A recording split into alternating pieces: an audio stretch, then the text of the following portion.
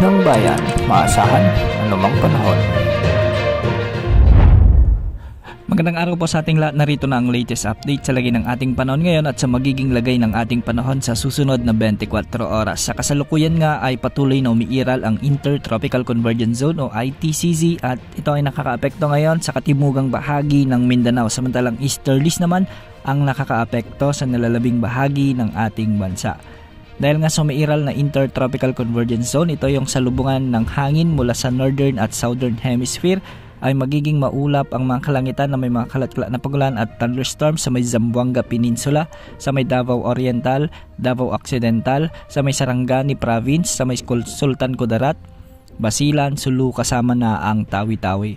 Pinag-iingat natin ang ating mga kababayan na nakatira rito sa banta o posibilidad ng mga biglang pagbaha o pagguho ng lupa, lalo na kung may mga katamtaman hanggang sa kung minsan ay malalakas na pag-ulan. Dulot pa rin ng umiiral na ITCZ, ang nalalabing bahagi ng Mindanao ay makakaranas naman ng bagyang maulap hanggang sa maulap na kalangitan na may mga isolated rain showers and thunderstorms.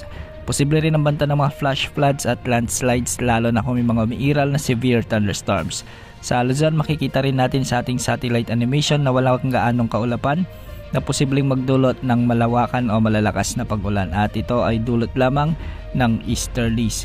Ang mga pag-ulan na nararanasan sa ilang bahagi ng Luzon ay dulot ng mga thunderstorms na posible pa rin magdulot ng mga pagbaha o pagguho ng lupa, lalo na kung ito ay umiiral ng mga severe thunderstorms. Sa Visayas naman ay asahan naman ang bagyang maulap hanggang sa maulap na papawirin na may mga isolated rain showers and thunderstorms, dulot pa rin ng umiiral na easterlies. Bukas, asahan pa rin ang pag-iral ng easterlies na siyang magdadala ng maalinsangan o mainit na panahon sa malaking bahagi ng ating bansa.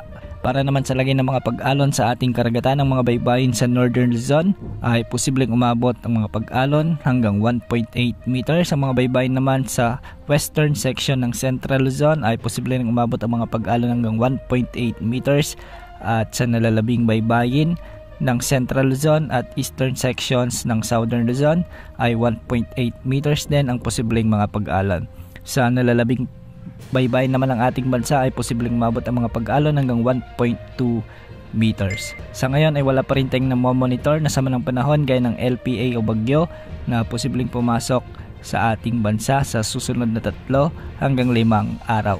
Yan ang update sa lagay ng panahon. Ito pong weather update ng Bayan Maasahan Anumang Panahon.